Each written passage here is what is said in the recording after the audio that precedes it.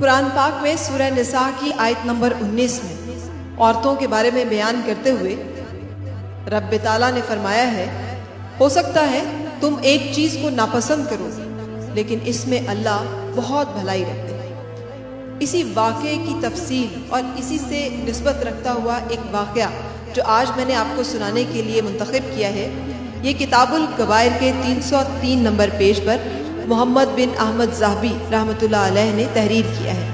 واقعہ کچھ اس طرح سے ہے کہ ایک شخص اپنے ایک دوست سے، درینہ دوست سے، مذہبی بھائی سے یا کہہ لیں بھائی سے ملنے کے لیے گیا۔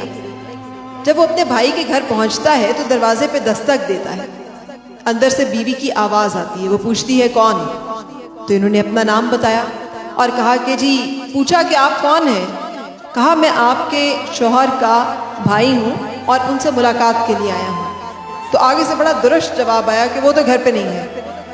پوچھا کہ وہ کب تشریف لائیں گے؟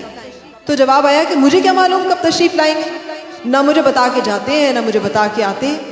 اور بد مزاجی کے ساتھ جو گفتگو ہے اس میں انہوں نے اپنے شوہر کے شکوے شکایتیں شروع کر دی۔ یہ صاحب خاصے پریشان ہوئے، انہوں نے یہی بہتر سمجھا کہ انتظار کیا جائے۔ ابھی انتظار کرتے زیادہ وقت نہ گزرا تھا کہ دوست کو آتے دیکھا اور عجب حالت میں دیکھا کہ لکڑیوں کا ایک بہت بڑا گٹھا ہے جو ایک جنگلی شیر کی پشت پہ دھرا ہے، اور وہ جنگلی شیر ایک سدھائے ہوئے جانور کی طرح ان کے پیچھے پیچھے چلتا آ رہا ہے۔ وہ شخص حیران ہو گیا۔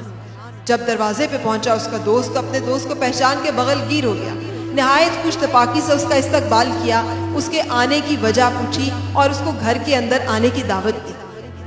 دوست نے یہ دعوت قبول کی۔ گھر کے اندر بھی اس نے یہ محسوس کیا کہ بیوی کی بدمزاجی کا وہی عالم ہے۔ وہ اپنے شوہر کی نہ تکریم کر رہی ہے بلکہ بار بار اس کی مذمت کر رہی ہے۔ اس کے دوست کے سامنے بھی اس کے شکوے شکایتیں ختم ہونے کو نہیں آ رہی، اور گلوں کا ایک انبار ہے جو کہ وہ ہر آنے جانے والے کو سنانا بہت اچھا سمجھتی ہے۔ وہ دوست حیران تھا کہ اس کا دوست کیسے اس عورت کی اس بد اخلاقی پہ صبر کر رہا ہے، لیکن وہ چپ رہا، خاموش رہا، اس نے کچھ نہیں کہا اور رخصت ہو گیا۔ لکھا ہے کہ اگلے سال پھر وہ شخص اپنے دوست سے ملنے کے لیے اس کے گھر پہنچا۔ دروازے پہ دستک دی تو اندر سے آواز آئی، کون ہے؟ بتایا کہ جناب میں آپ کے شوہر کا وہی دوست ہوں جو ہر سال اسے ملنے کے لیے تشریف لاتا ہوں۔ پوچھا کہ آپ کے آنے کا مقصد کیا ہے؟ بتایا کہ میں اپنے دوست سے ملنا چاہ رہا ہوں۔ تو بتایا کہ وہ تو گھر پہ موجود نہیں ہے۔ اس دوست نے یہ محسوس کیا کہ اس دفعہ لہجہ اتنا تلخ نہیں ہے۔ اس نے کہا اچھا میں انتظار کیے لیتا ہوں۔ دیکھا کہ دوست آ رہا ہے، لیکن اس دفعہ جو حالت ہے وہ عجیب تر ہے، اس لیے کہ وہی دوست جو پچھلی دفعہ ایک سدھائے ہوئے شیر کے اوپر لکڑیوں کا گٹھا دھرے ہوئے تھا، آج لکڑیوں کا وہی بہت بڑا سا گٹھا اپنے کاندھوں پر، اپنے سر پر اٹھائے ہوئے ہے اور انتہائی مشقت اور مشکل اور تکلیف کے عالم میں ہے۔ دروازے پہ پہنچا، دوست کو پہچانا، اس کا استقبال کیا، گھر کے اندر اسے دعوت دی۔ گھر کے اندر جانے کے بعد اس نے محسوس کیا کہ آج گھر کا ماحول کچھ بدلا ہوا ہے۔ نہ بیوی کا مزاج اتنا برہم ہے، نہ بد اخلاقی اور بے مروتی کا وہ عالم ہے۔ وہ بڑا حیران ہوا۔ رخصت ہونے لگا تو اس نے اپنے دوست سے کہا کہ اگر تم برا نہ مانو تو میں تم سے ایک سوال کروں۔ اس کے دوست نے کہا کہ آپ پلیز سوال کیجئے، آپ برائے مہربانی جو پوچھنا چاہتے ہیں پوچھئے۔ اس نے کہا میں نے پچھلی دفعہ آیا تو میں نے دیکھا کہ آپ کی بیوی آپ سے بہت بد اخلاقی سے بات کر رہی ہے، لیکن آپ کی میں نے عجب کرامت دیکھی کہ ایک شیر آپ نے سدھایا ہوا ہے اور وہ آپ کی لکڑیوں کا بوجھ جو ہے وہ اٹھائے ہوئے ہے۔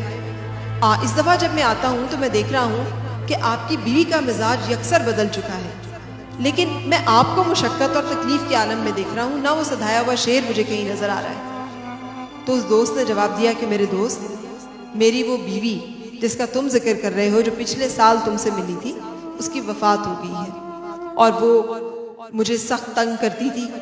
میں اس کی بد اخلاقی اور اس کی بے مروتی سے سخت نالاں تھا، لیکن میں اس پہ صبر کرتا تھا، اور اس صبر کا اللہ نے مجھے یہ انعام دے رکھا تھا کہ میرے روزگار میں اور میرے روزمرہ کے کاموں میں میرے لیے سہولت اور آسانی تھی۔